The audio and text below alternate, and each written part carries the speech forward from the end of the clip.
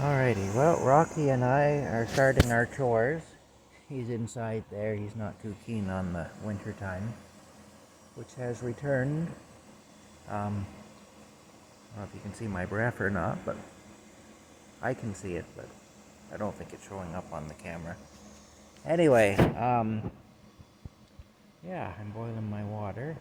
Boiling my water here.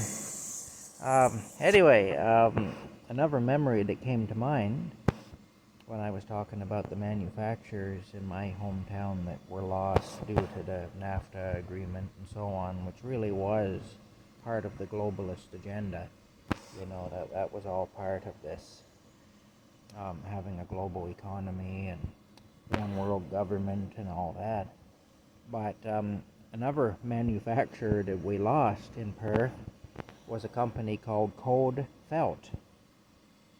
And Cold Felt actually made felt, you know, the material, felt.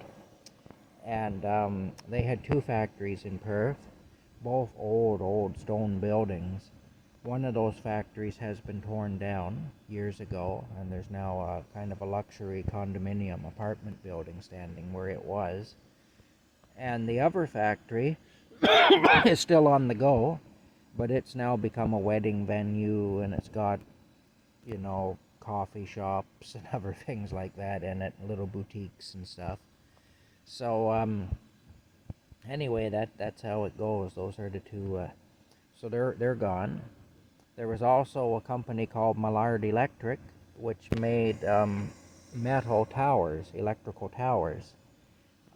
They're also gone now, and their building is long gone and been replaced by a condominium type building. Yeah.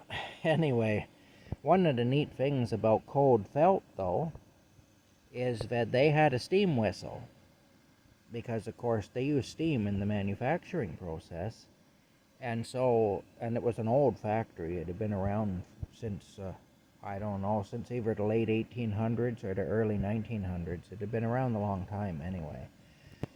And they still had the steam whistle, and that was a thing in my hometown, was the steam whistle.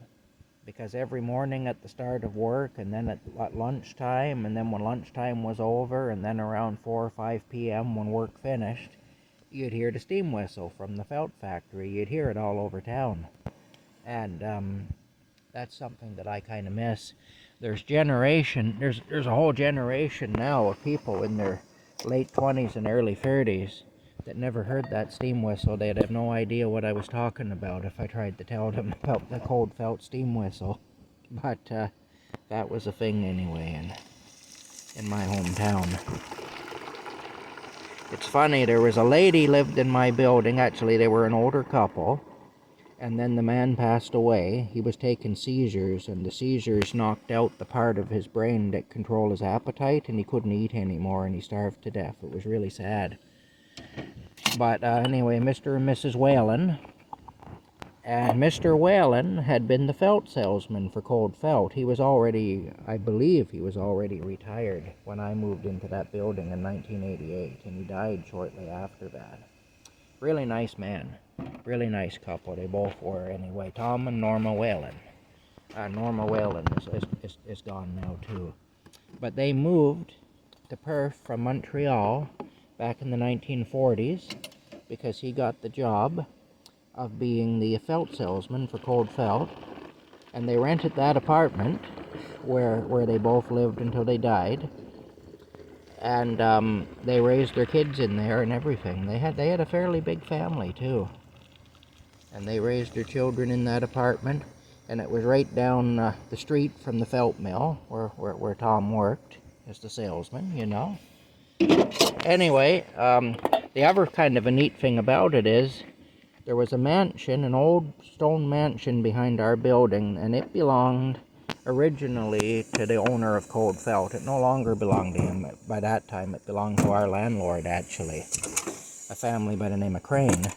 But it originally belonged to the owner of Cold Felt, and there had been an underground tunnel from the felt mill over to the mansion, so that the owner, Mr. Cold, who started the company, could go from his house to his office. He could go right under the street, across the street to his office, without having to go outside. And the tunnel was heated, and so was the mansion with the steam from the manufacturing process of the felt. So that's just another interesting little sidebar to that anyway. I gotta get my chores done, so I'll talk to you later.